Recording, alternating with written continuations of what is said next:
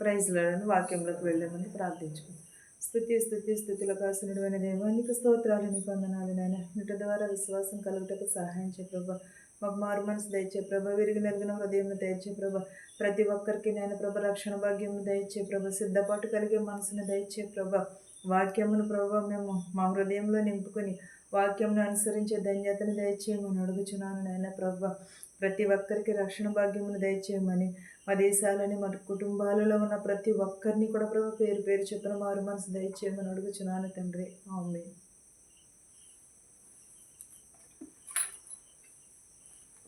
రోమీలకు రాసిన పత్రిక 3వ అధ్యాయము 10 నుంచి 5 వచనాలు ఇలాగ వ్రాయబడింది.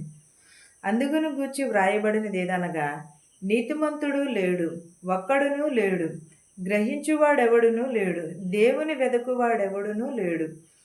అందరూ త్రోవ తప్పి ఏకముగా పనికిమాలిన వారయిరి, మేలు చేయువాడు లేడు, ఒక్కడైనను లేడు.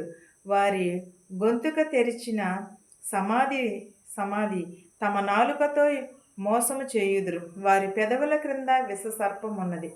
ఏంటదని దేవుని గూర్చిన వ్రాయబడినది ఏదనగా, ప్రతి ఒక్కరును కూడా దేవుడిచ్చే మహిమను పొందలేకపోతున్నారు. ఈ లోకంలో నీతిమంతుడు ఒక్కడును కూడా లేడు. ప్రతి ఒక్కరును కూడా పాపము చేసి దేవుడిచ్చిన మహిమను పొందలేకపోతున్నారు. దేవుని వెదకువాడు ఒక్కడును కూడా ఈ లోకంలో లేడు.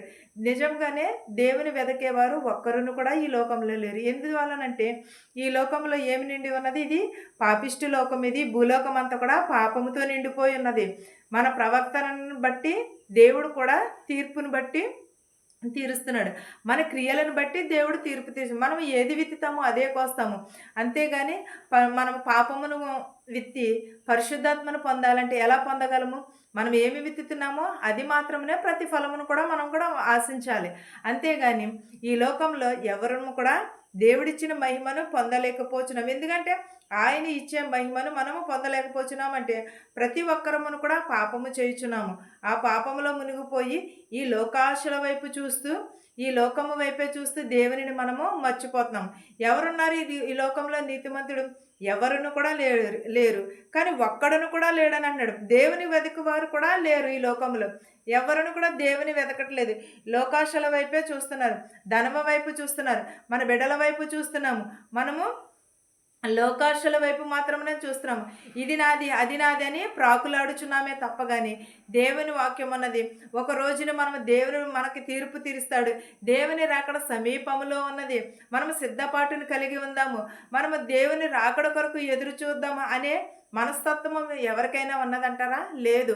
ఒక్కసారి మన హృదయాన్ని ఎవరో చెప్పడం కాదు, ఎవరో చెప్పింది వినడం కాదు. నా హృదయం ఎలా ఉన్నది, దేవుని దగ్గర నా హృదయం ఎలా ఉన్నది, దేవుని ఎదుట నేను ఎలా కుమ్మరిస్తున్నాను నా ప్రార్థనను, లేకపోతే నా కన్నీళ్లు విడిచి నేను ఎలా ప్రార్థన చేస్తున్నాను దేవుని ఎదుటని ఒక్కసారి మనమే పరిశీలన చేసుకోవాలి. ఎన్నో వాక్యాలు వింటున్నాం. ఎంతోమంది ప్రసంగికులు వచ్చి ప్రసంగాలు చేస్తున్నారు. ఎన్నో చోట్లకి వెళ్ళి మనం ప్రసంగాలు వింటున్నాం.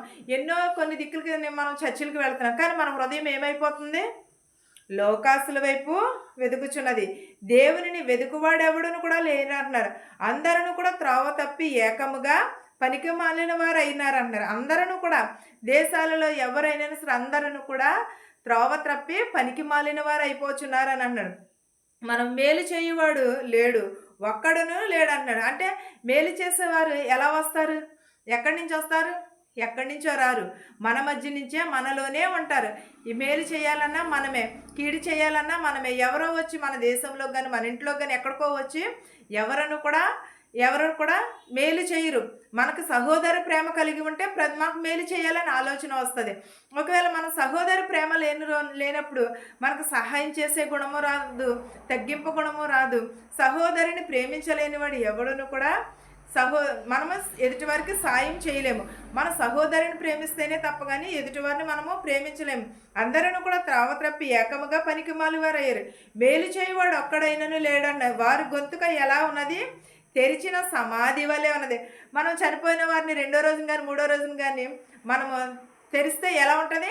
కంపు పట్టిపోతుంది, కంపు వస్తూ ఉంటుంది. అలాగే మన నోరు కూడా అలాగే కంపు గొంతుకు తెరిచిన సమాధి వలె ఉన్నదని అంటున్నాడు. తమ నాలుకతో మోసము చేయుదురని అంటున్నాడు. మన సమాధి తెరిచిన ఎన్ని 6 నెలలకు గాని ఎప్పటికి తెరిచినా సరే పూడ్చిపెట్టిన సమాధి ఎలా ఉంటది? వాసన వాసన వచ్చేస్తది. మన నోరు కూడా అలాగే ఉన్నదని చెప్పుచున్నాడు. తెరిచిన సమాధి వలె ఉన్నది మీ గొంతుకని అంటున్నాడు. తమ నాలుకతో మోసము చేస్తున్నారు. వారి పెదవుల క్రింద ఏమున్నది? విషసర్పమున్నది. మన పెదవుల క్రింద ఏమున్నది? విషసర్పమున్నది. ఆ సర్పం ఎలా ఉంటది? ఎప్పుడు కాటు వేస్తదో కూడా తెలీదు. పాముకి ఎంత పాలు పోసి పెంచినా సరే దాని బుద్ధి అదే కక్కుతూ ఉంటది. దాని బుద్ధి అదే చూపుతూ ఉంటది. అలాగే ప్రజల నాలుక క్రింద ఏంటంటే విషసర్పం ఉన్నదని అంటున్నాడు. ఆ విషసర్పము సమాధి తెరిచిన గొంతుక వలె ఉన్నది. విషసర్పము ఉన్నదని అంటున్నాడు. ఆ విషము ఎప్పుడు కక్కుతారో కూడా తెలియదు. మోసం ఎలా చేస్తారో కూడా తెలియదు. వారు పెదవుల క్రింద విషసర్పం ఉన్నది అని అంటున్నాడు. మనం విషసర్పంని దాచుకుని మనం ఏం చేస్తున్నాము? పైకి వేషధారుల వలె ఉంటున్నాము. పైకి మనం ముసుగు వేసుకుని ఉంటున్నాము. వారి నోటి నిండా శపించుటయు పగయు ఉన్నవి.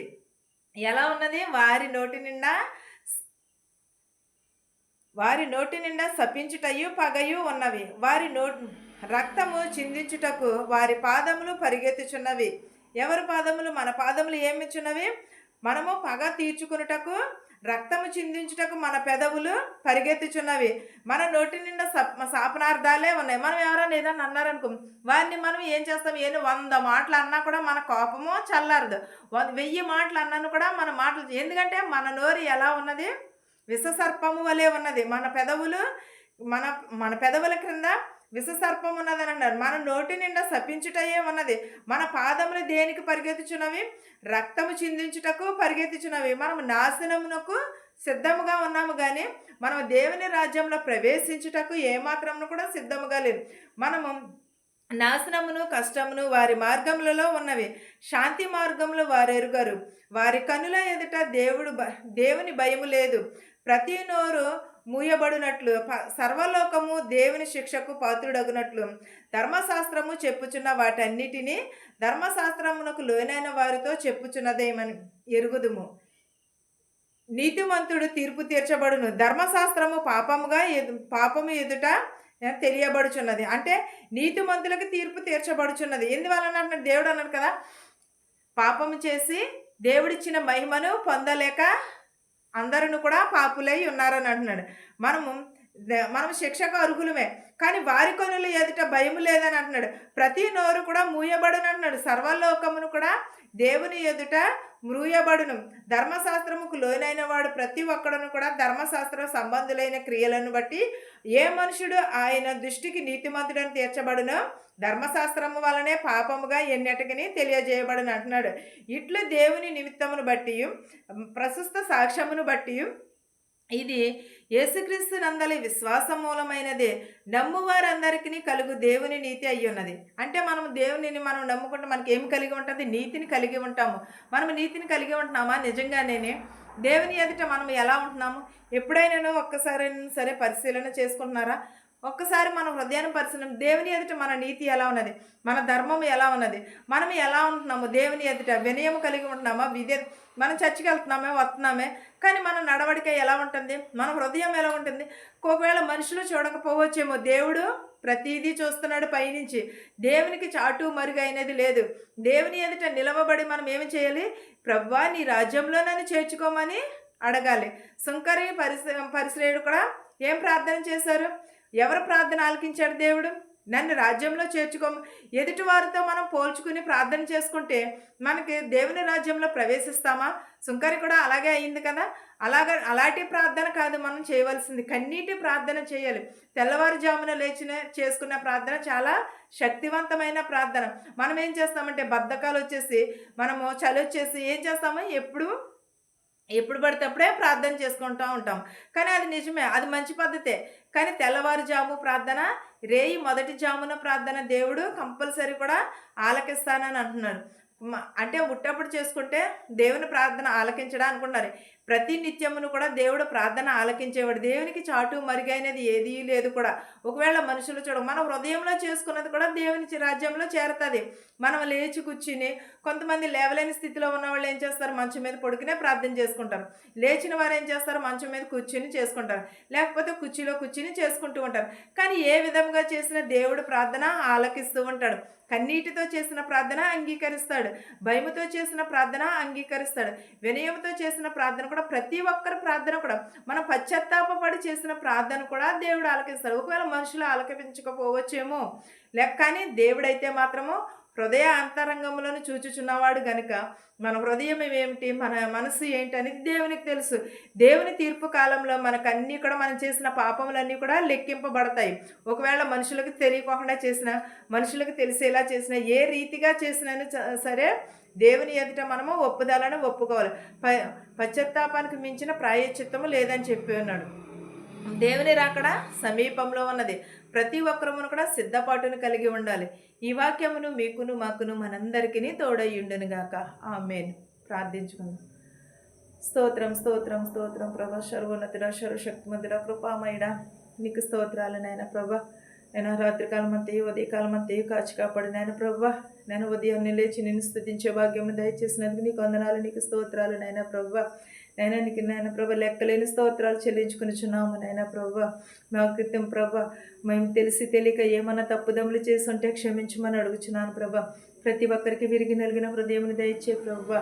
నేను ప్రభా వివరాలు బిడ్డలను దీవిస్తానంటున్నావు నాయన ప్రభా. వివరాలను దీవిస్తానన్నావు నాయన ప్రభా. నేను యవనస్తులు త్రెట్టిల్లిపోకుండా నీ పాదాల చెంత చేర్చుకో ప్రభా. నీ వాక్యం చేత ప్రభా వారి నడతను ప్రభా శుద్ధి చేసుకున్నట్టుకు సహాయం చే ప్రభా. నాయన యవనస్తులు నాయన ప్రభ త్రొట్టిల్లిపోకుండా నీ పాదాలు చెంత చేర్చుకో ప్రభా. నీ కాడు మోయిస్తే భాగ్యము వారందరికీ దయచే ప్రభా. యవనస్తులకే కానీ యవనరాలకే కానీ ప్రభా, ప్రతి ఒక్కరికి ప్రభు మారు మనసు దయచే ప్రభా. విరిగి నలిగిన హృదయమును దయచే ప్రభా. ప్రభా వినుట ద్వారా విశ్వాసము కలుగుటకు సహాయం చేయమని అడుగుచున్నాను ప్రభా. ప్రతి ఒక్కరికి రక్షణ భాగ్యమును దయచేయమని అడుగుచున్నాను ప్రభా. ప్రతి ఒక్కరికి విరిగి నలిగిన హృదయమును దయచేయమని అడుగుచున్నాను నాయన ప్రభా. నేను నీకు స్తోత్రాలు, నీకు వందనాలు యేసయ్యా. సర్వోన్నతుడా నీకు స్తోత్రాలు, నీకు వందనాలు ప్రభా. దయగల మా తండ్రి నీకు లెక్కలేని స్తోత్రాలు ప్రభా. నాయన ప్రభా ఎవరెవరైతే ఏ చేతి పనులు అయితే చేస్తున్నారో ప్రభా, వారి చేతి పనులను దీవించి ఆశీర్వదించమని అడుగుచున్నాను ప్రభా. ఇతర దేశాల్లో ఉన్న ప్రతి ఒక్క బిడ్డకి ఆరోగ్యముని శక్తిని దయచే ప్రభా. పీసీస్కి వెళ్తున్నారు, మెడికల్కి వెళ్తున్నారు ప్రభా. సఫలతని దయచే ప్రభా. పని లేక చాలామంది ఉన్నారు ప్రభా, వారందరికీ పని దయచేయమని అడుగుచున్నాను నాయన. విరిగి నలిగిన హృదయమును దయచే ప్రభా. ప్రతి ఒక్కరికి మారు మనసు దయచే ప్రభా. వచ్చుచున్న వారిని వెళ్ళుచున్న వారిని ప్రభా ప్రతి ఒక్కరికి వారి గృహాల్లో చేర్చమని అడుగుచున్నాం ప్రభా. హాస్పిటల్లో అనేక మంది ఉన్నారు ప్రభా, రోగములతో వ్యాధులతో ప్రభా, వారిని స్వస్థపరచమని అడుగుచున్నాను నాయన ప్రభా. ప్రతి ఒక్కరికి ప్రభా నీ రక్షణ భాగ్యమును దయచే ప్రభా. యవనస్తులు మొదలుకొని చిన్న బిడ్డల వరకు ప్రభా దీవించిన ఆయన ప్రభా. నేను నీకు తెలుసు నాయన ప్రభా, ఏ గృహంలో ఏ అవసరత ఉన్నదో నీకు తెలుసు నాయన ప్రభా. ప్రతి ఒక్కరికి నేను ప్రభా అవసరతలు తీర్చిన ఆయన ప్రభా. అనేకమైన వ్యాధులతో బాధపడుచున్నారు ప్రభా, వారిని స్వస్థపరచు ప్రభా. రోగులను స్వస్థపరచు యెహోవాని నేనే అన్నావు నాయన ప్రభా. ప్రతి ఒక్కరిని స్వస్థపరచు ప్రభా. ప్రతి ఒక్కరికి మారు మనసు దయచే ప్రభా. మా దేశాలని మా సంఘాలని దీవించు నాయన ప్రభా. నేను నీకు స్తోత్రము నాయన. పరిపాలించుచున్నవాని ఎమ్మెల్యేని గవర్నర్లు కూడా ప్రభు దీవించి ఆశీర్వదించమని అడుగుచున్నాను ప్రభా. నేను నీకు స్తోత్రాలు, నీకు వందనాలు చెల్లించుకుని వచ్చినాం ప్రభా. అలాగే ప్రభా నా కుటుంబము నిత్యము ప్రభా నిన్ను స్తుతించే కుటుంబం వల్లే ఉండటకు సహాయం చేయమని అడుగుతున్నాను ప్రభా. ఇంకా ఎవరినైనా మర్చిపోయింటే వారందరినీ కూడా ప్రభా పేరు పేరు చొప్పున దీవించి ఆశీర్వదించమని అడుగుచున్నాను నాయన ప్రభా. విరిగి నలిగిన హృదయమును దయచేయమని అడుగుచున్నాను ప్రభా. మారు మనసును దయచేయమని అడుగుచున్నాను ప్రభా. శక్తిని దయచేయమని అడుగుచున్నాను నాయన ప్రభా. ప్రతి ఒక్కరికి నీ దయను, నీ కనికరమును దయచేయమని, నా ప్రార్థనను అంగీకరించమని యేసునామములో బ్రతిమాలు వేడుకొనుచున్నాను తండ్రి. ఆమేన్.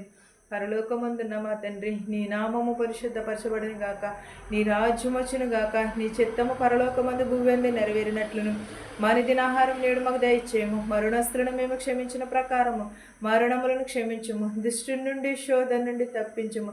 రాజ్యమును శక్తియు మహిమయు నిరంతరము నీవై ఉన్నావని నమ్ముచున్నాము తండ్రి. ఆమేన్. వినుచున్న వారికి, చూచుచున్న వారికి సదాకాలము నీ కృప తోడయ్యుండును గాక. ఆమేన్. అందరికీ వందనాలు.